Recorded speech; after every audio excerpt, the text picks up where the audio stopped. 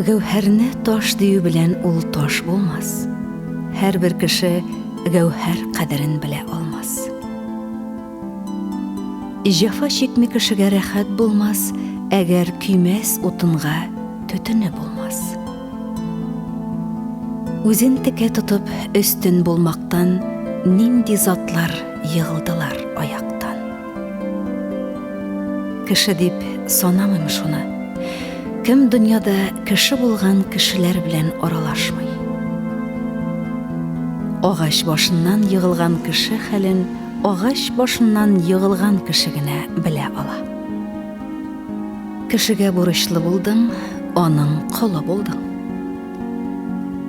Сандугач козгын белән бергә тормас. Жүкәне майлау белән кайыш булмас.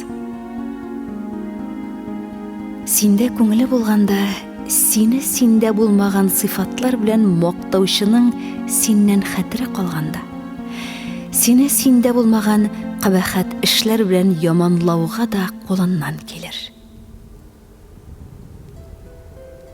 Яхшы эшләреңне онытмаучылар аз булса да булыр.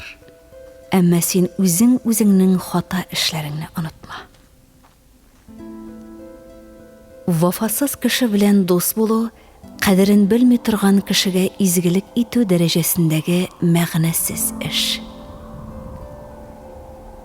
Кеше үзенең хатасын заманага йөкләтә. Бәрәкәтле адам шул кешедер, сүзенә караганда эше күп вә тышына караганда эше яхшы. Гакыллы кешенең йөге башында, ахмак кешенең йөге аркасында. Үзең җирдә, күзең җирдә ничек бу?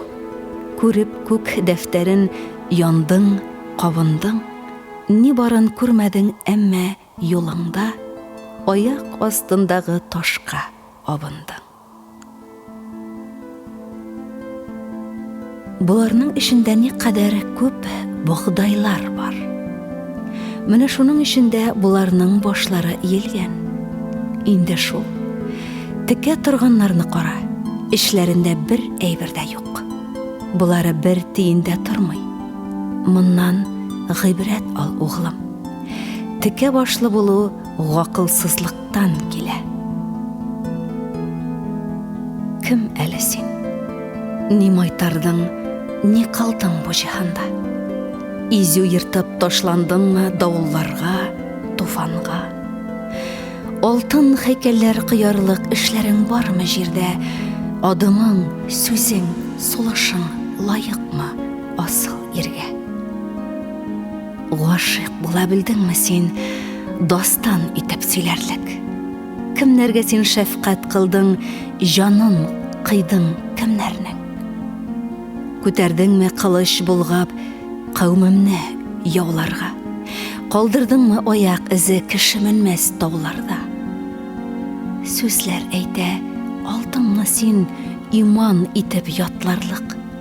Ни калдырдың яңа буын яткар итеп сакларлык? Я, нишләдең? Җавабың бир. Көне сәгате килсә, Тәңре үзе күзгә карап шундый сораулар бирсә. Ни диярмен? Я Ходаем, бу мин гынахлы кешең.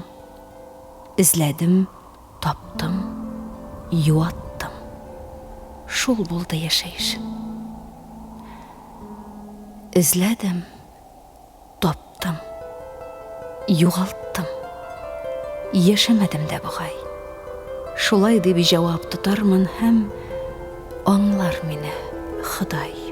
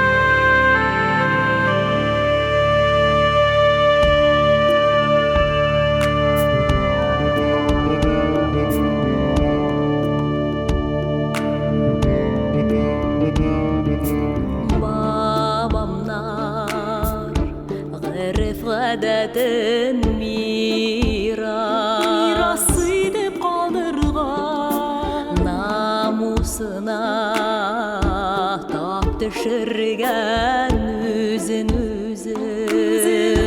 яндырган мөселманлыгын саклаган намусын йөрми таплап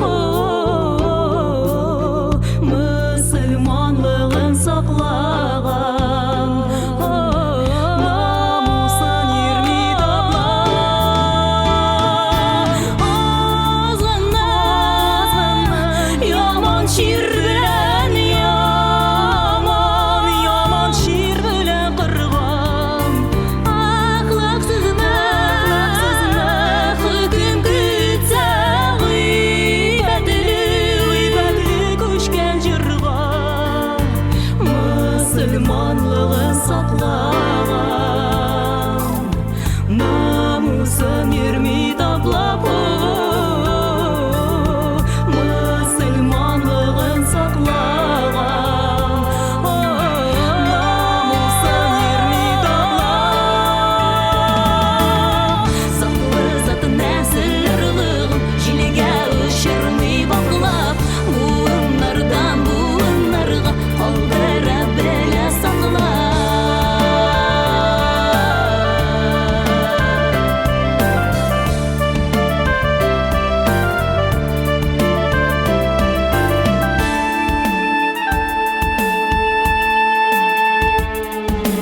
Тауфиксызлык бер кайчанда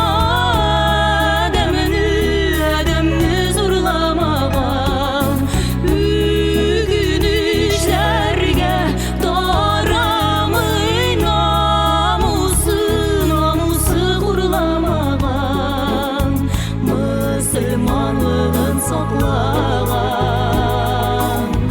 намусын йөрми таплап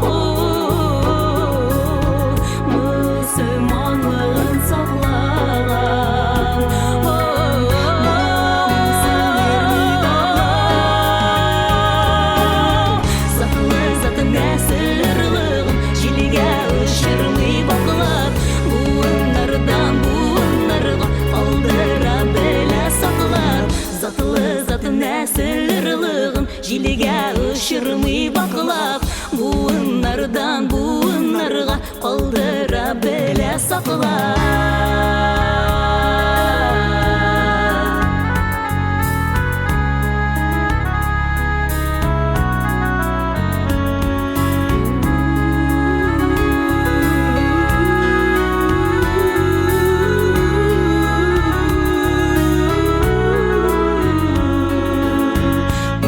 мөселманлыгын саклаган намусын йөрми таплап мөселманлыгын саклаган намусын йөрми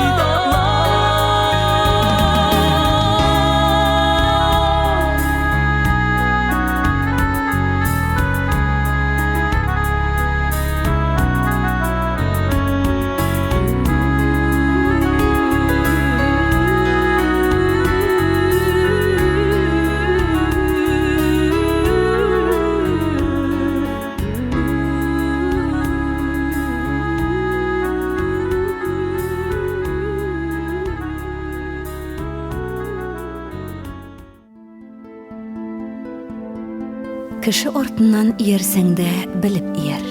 Иярүдән шул вакытта файда тияр. Җиһанда үлми һәрбер ыңгырашкан вә юлны тапмый калмый һәр адашкан. Безнең гомер уен түгел, бәйрәм түгел, һич кайгысыз кеше булса, адам түгел.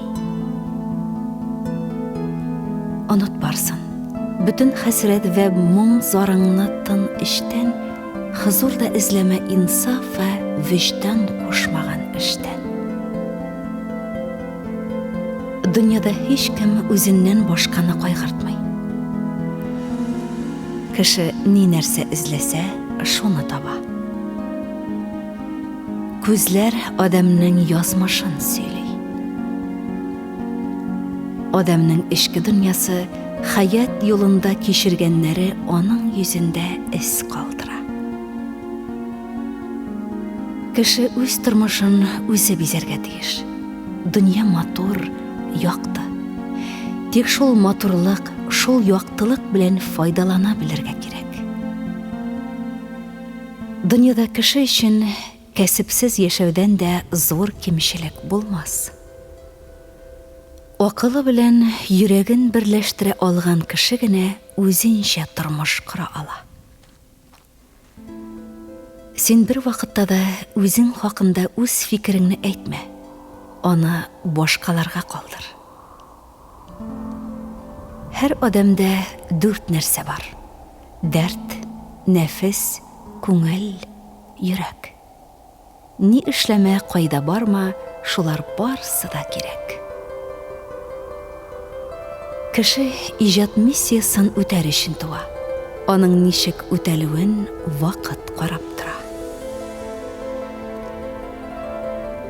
Һәр кемнең үз уе, һәр кемгә дөнья үзенчә күренә. Кешегә тормыш ритмы кирәк. Киренкелек артыннан йомшару, эш артыннан ял булырга тиеш. Йөрәктән генә үрнәк алыгыз.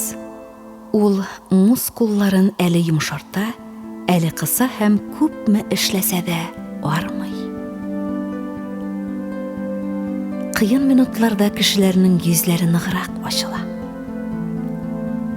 Үз фикереңне үткәрергә тырыш, бәхәскә кер, якла, ләкин аны көчләп башкаларга бөти итеп такма. Бу кешегә һәр чак нидер җитми. Кара икмәк булса, ак җитми. Шушып йөргән чакта аяк җитми, җәяү йөргән чакта ат җитми, аты булса машинасы җитми, очар өчен ракетасы җитми, планетасы җитми, күк җитми. Бу кешегә ифрат күп җитми.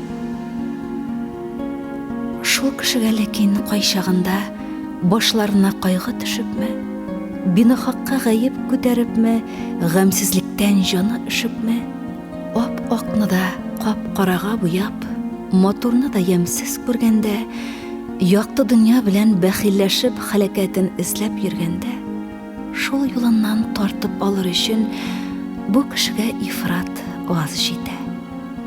Бер җылы сүз, күңел эретерлек наз җитә.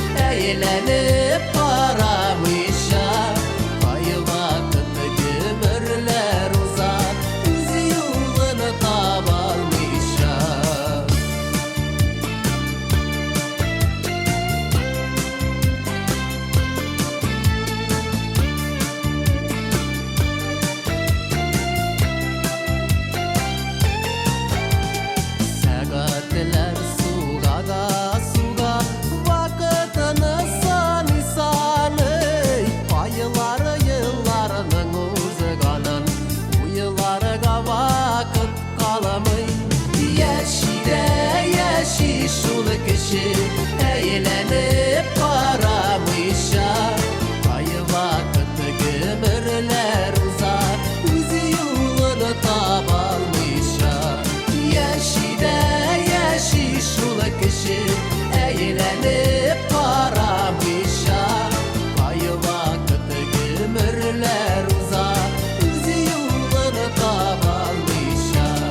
Кай вакыт гомерләр уза, үзе юлын таба алмыйча, үзе юлын таба алмыйча.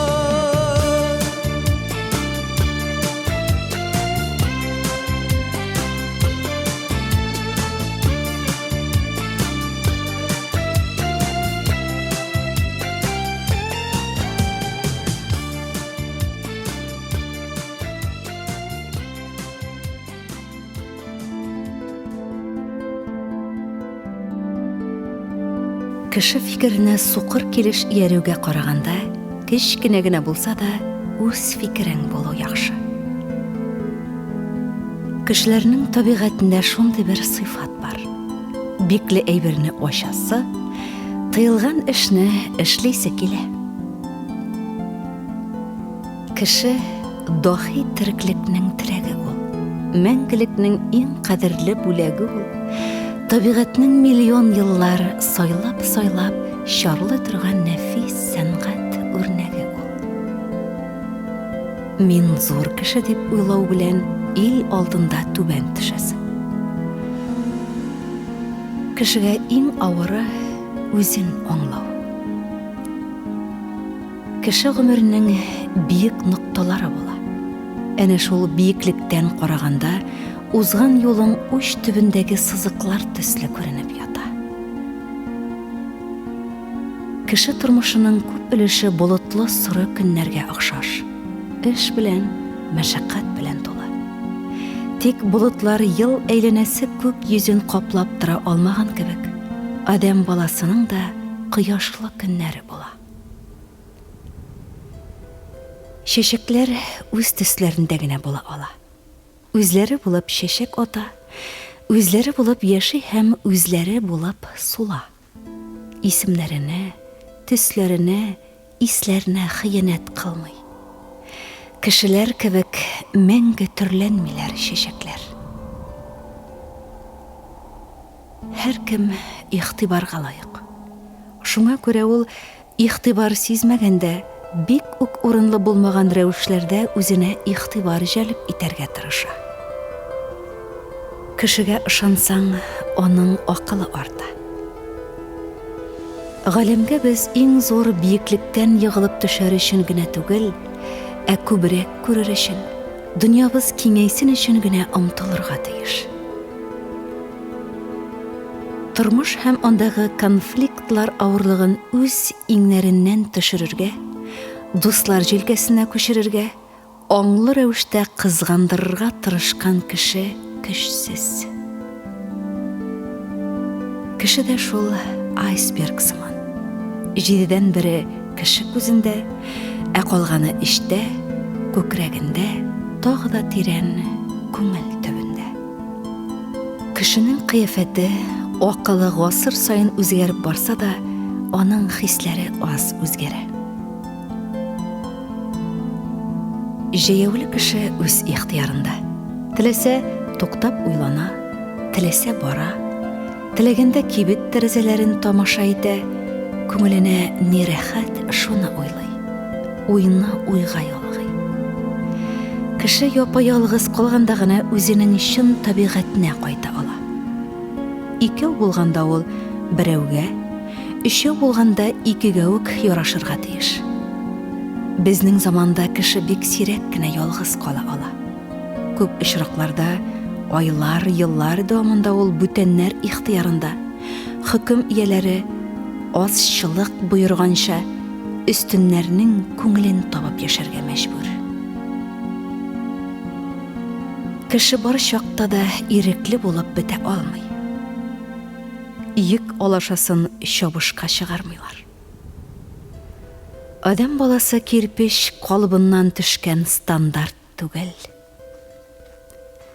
Кеше гел гаепсез булса, узган гомере турында уйлап та карамас иде.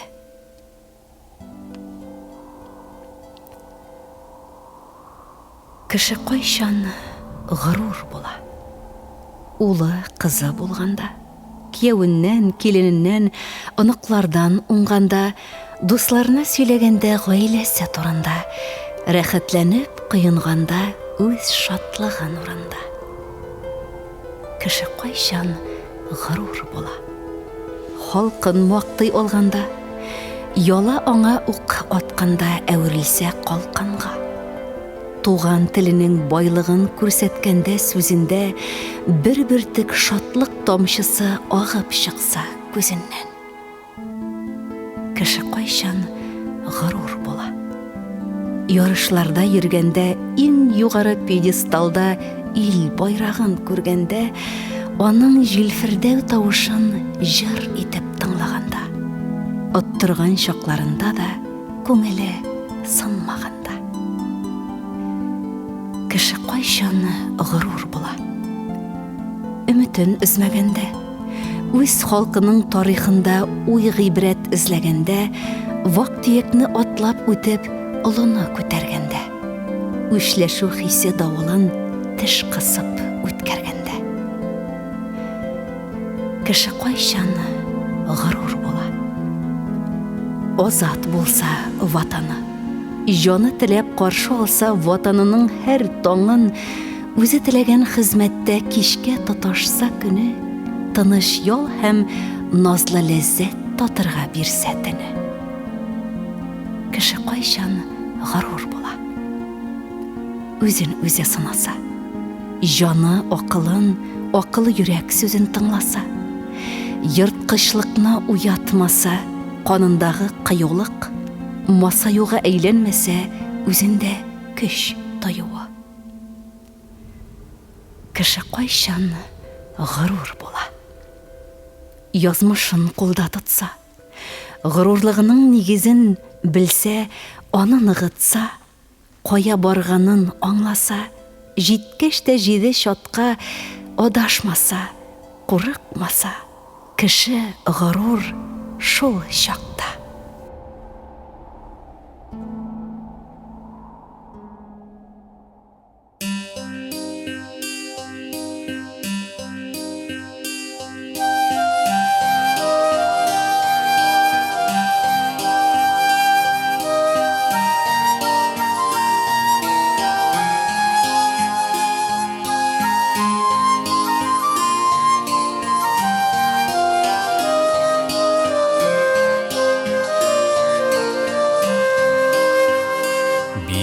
Tağda bürküt tavışları, tağ tübesi bürküt uyası, gümürlerinin talğın ağışların, bürküt ışışını da duyasın, bürküt ışışını da duyasın. Büyük dağda bürküt tavışları, büyük dağda bürküt balası, hay nişikler nişik bu zamanında, bürküt gibi gurur kalası. Büyük dağda bürküt tavışları, büyük dağda bürküt balası, hay nişikler nişik bu zamanında, bürküt gibi gurur kalası.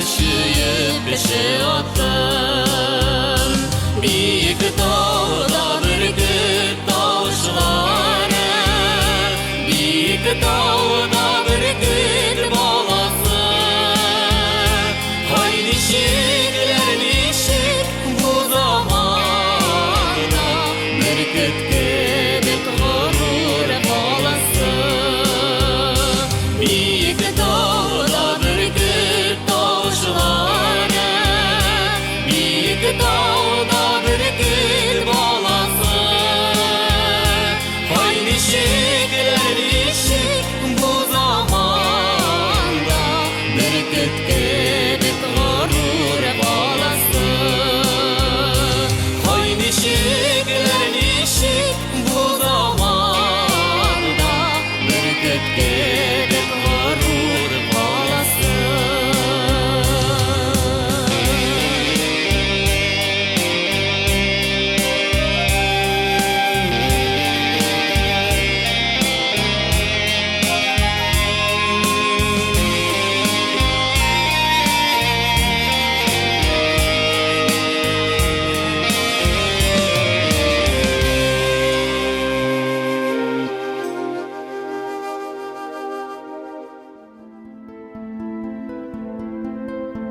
Һәр кемнең иңендә үз йөге.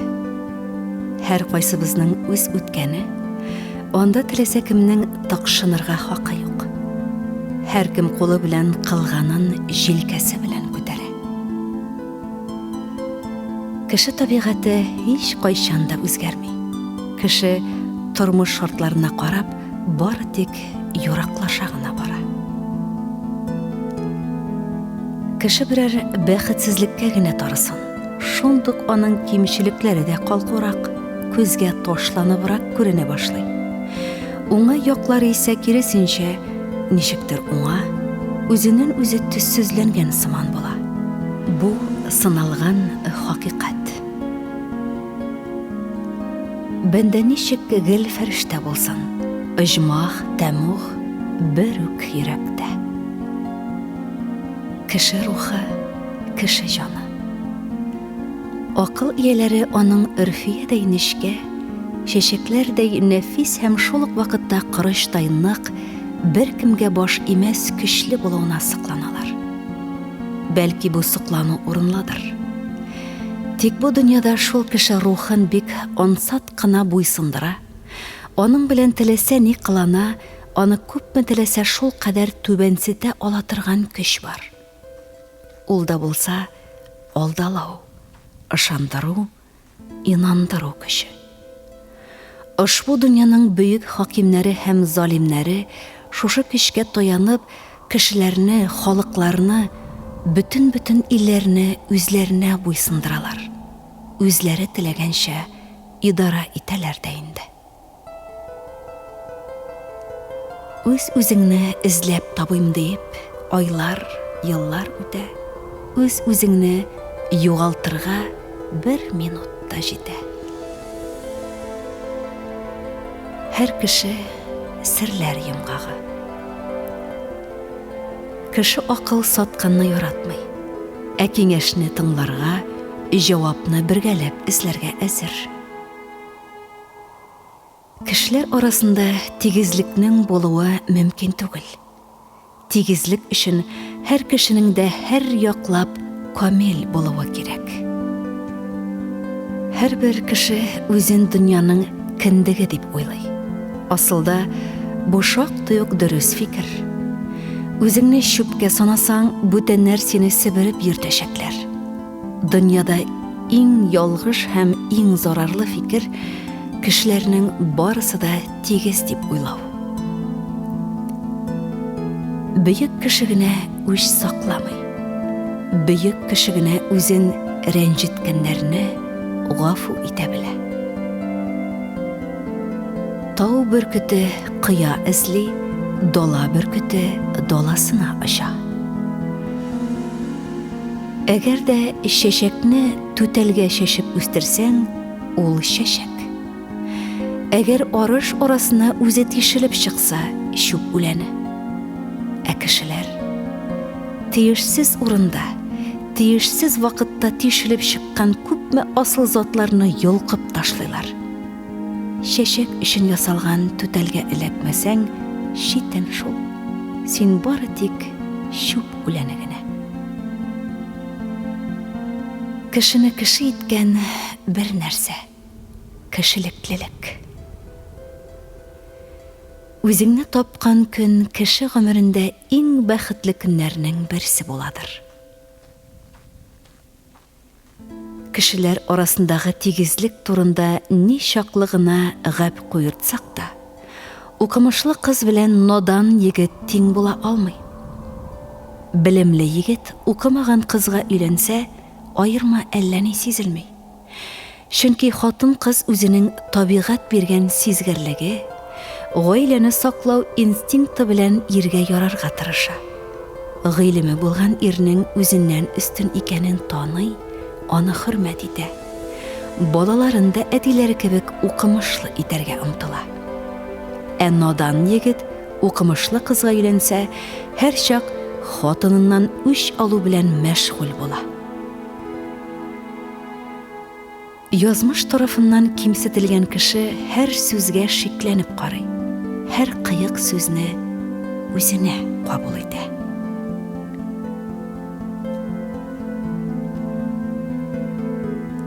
Кеше кайчан ямсыз була. Күз яшереп сөйләшкәндә, алдын-артын карамыйча, потлап вәгъдә әләшкәндә.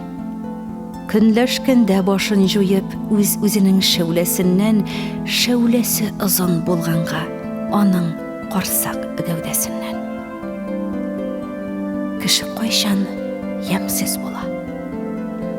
Рәхмәт әйтә белмәгәндә, синең йөрәк гызрыңны колагына элмәгәндә, көлмәгәндә кеше белән халык күңел ачкан чакта, кара гына эзләгәндә күз яшеннән калган тапта. Кеше кайчан ямсыз була. Сабыйларга акырганда, ата-анасын, дусларын бусагасыннан борганда, турганда сынын катырып, сырты чыккан карт алдында күзенең нуры сынганда, йөрәгендәге салкыннан.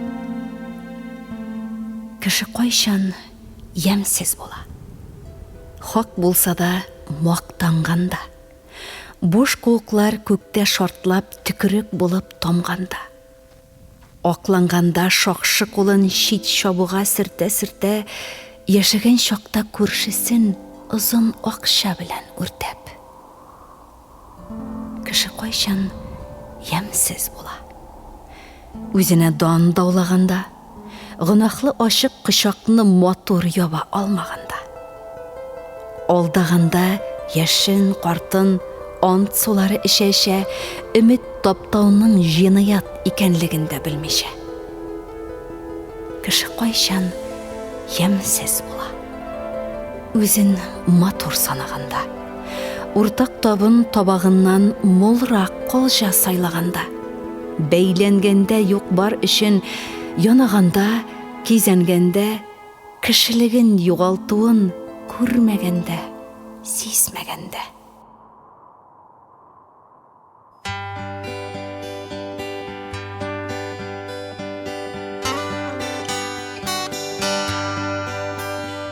Хәтерлисеңме син, әле кичә генә уяндык без кышкы йокыдан. Ялганнар юрганын ачып аттык та без, атладык таныш түгел юлдан. Бик күбәү идек без күкрәген кагучы батырлар, нәселле куркаклар. Күбебез туктады, кемнәрдер сайлады, акчалы һәм тыныч сукмаклар. Бик күбәү идек без күкрәген кагучы батырлар, нәселле куркаклар. Күбебез туктады, кемнәрдер сайлады, акчалы һәм тыныч сукмаклар. Әйтәсе сүзләрне әйтергә ярагаш, дәшмәскә өйрәндек тырышып. Уйланган ниятләр чүп-чарга күмелде, тормадык без җилгә карышып. Дәшкәннәр саташты телсезләрдән көтеп, без бергә бит дигән сүзләрне. Тузанлы кар көндә юл башында калган, иң дөрес атлаган эзләрне. Дәшкәннәр саташты телсезләрдән көтеп, без бергә бит дигән сүзләрне. Тузанлы кар көндә юл башында калган, иң дөрес атлаган эзләрне. Нишәнче мәртәбә кышкы юеш җилне яздыеп уйлап без ялгыштык. Могҗизага сусап корган агачта яфраклар күрергә тырыштык. Кайчандыр уяныйк дип безгә кычкырган иптәшләр тамагын туйдырып.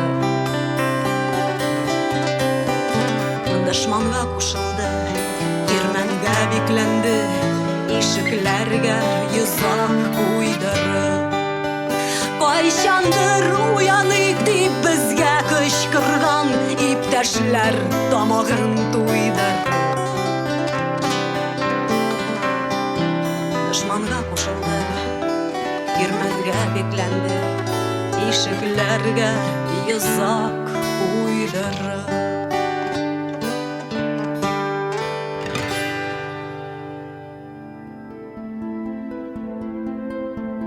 Адам баласының мөмкинлекләре шикләнгән.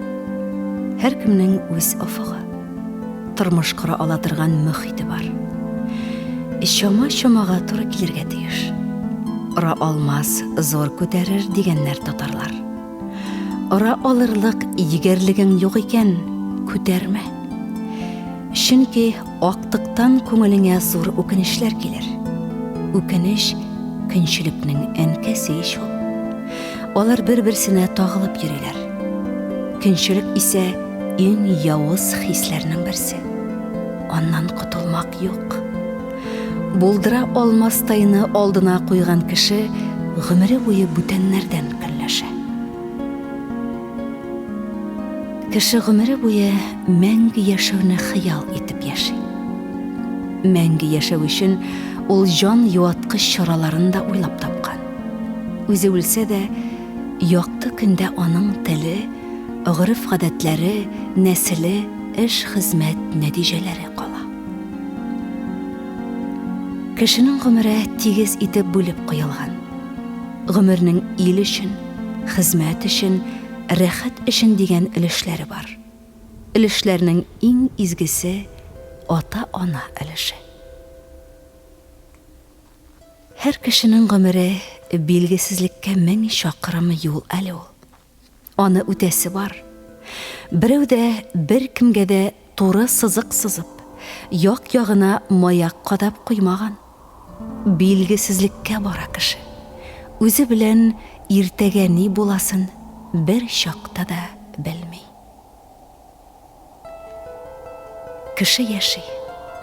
Гомер иткән сайын күңеле хуш күргән, йөрәге сайлаган дуслары азая бара кешенең. Әти-әнисе, туганнары, кан кардәшләре ерагаялар. Җан дуслары читләшә. Аның янәшәсендә эш хезмәт дәрәҗәсе билгеләнгән, казанган чины табып биргән, турак урыны уртак булган очраклы кешеләр урын ала бара. Әйбәт кешеләр нигәдер аз гомерле булалар шул. Ә менә алар эшләгән яхшылыклар, алар әйтеп калдырган гыйбрәтле сүзләр, алар өйрәтеп калдырган әйбәт гадәтләр саклана. Кешенең гомерендә үзе белән бергә ул яза башлаган хәрефләрнең дә кыяфәте үзгәрә. Башта балалар ихлас, туры, аннары остара, хәйләли, соңрак хәлсезләнә, кабалана, буыннары йомшый хәрефләрнең. Гомере бер көн булган күбәләкләр дә мәңге яши. Шәхесне ихтирам итсәң, хатасын да аңларсың. Үзеңне җиңү иң зур җиңү. Монда җиңүлеше юк. Кешенең ялгышы шунда. Ялгышны гел бүтәннәрдән эзли. Кеше табигатына хас булган бер искиткеч гүзәл сыйфат бар. Очы-кырые күренмәгән, мәңге ярап чыгалмаслык булып тоелган кайгы-хәсрәтеңне берәр кеше белән уртаклашсаң, ничектер җиңеләеп каласың. Адам баласының да сабыр итүенең бер чиге бар. Кеше зарын уртаклашу, аларның газапларына катнашу синең кешелегеңне уятып, күңелеңне пакландырып җибәрә. Адам баласы машина түгел. Аның кәефе гел үзгәреп тора. Кешенең көчле һәм көчсез, акыллы һәм дуамал чаклары була.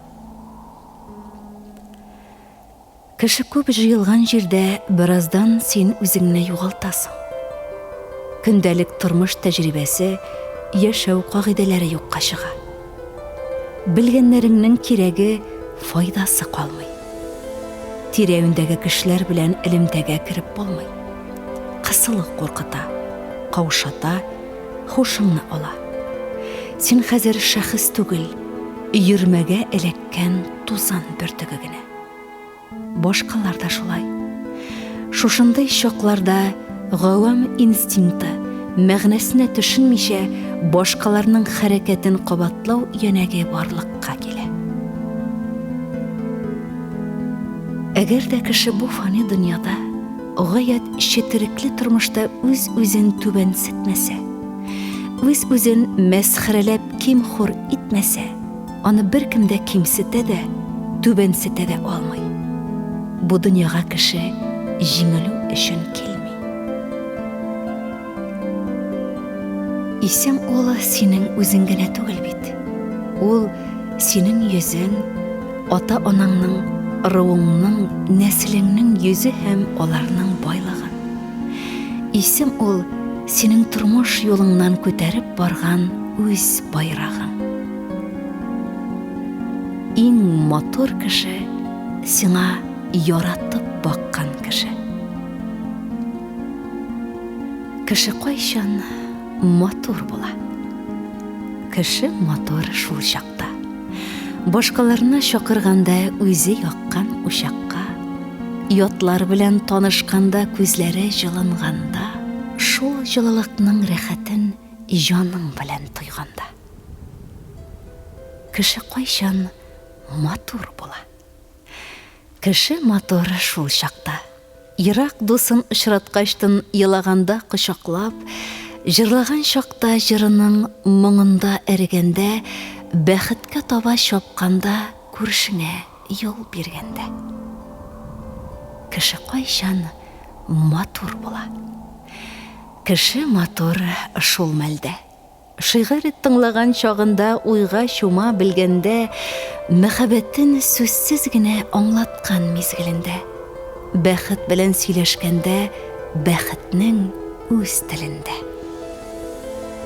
Кеше кайчан матур була. Кеше матур шул мәлдә. Иң авыр минутында да тормышка гашыйк хәлдә. Сөйгән ярын югалтса да, сөюен саклаганда, иң гынахлы гыйшыкның да сафлыгын аклаганда.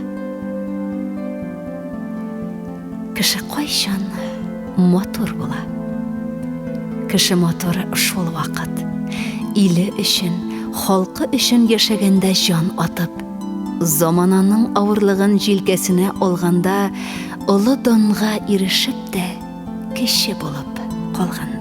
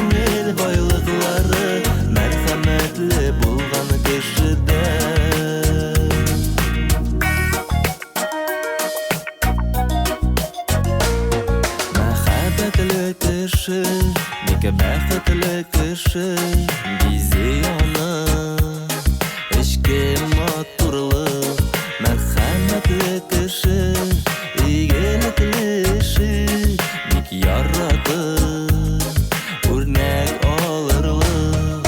Җанның сафлыклары, күңел байлыклары, мәхәббәте булган кешедә. Йөрәк җылылары, күңел байлыклары, мәрхәмәтле булган кешедә.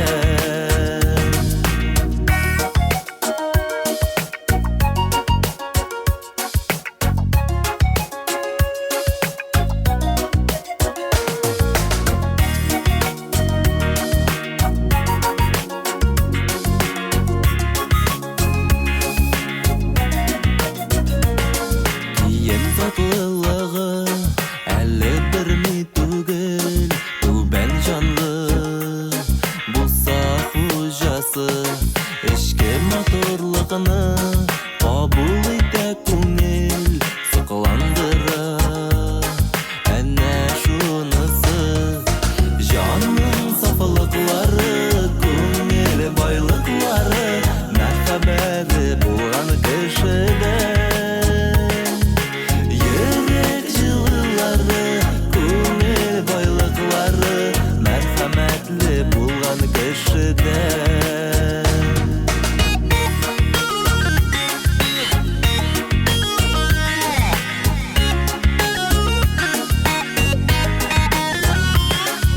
Йөрәк җылылары, күңел байлыклары, мәрхәмәтле булган кешедә. Мәрхәмәтле булган кешедә.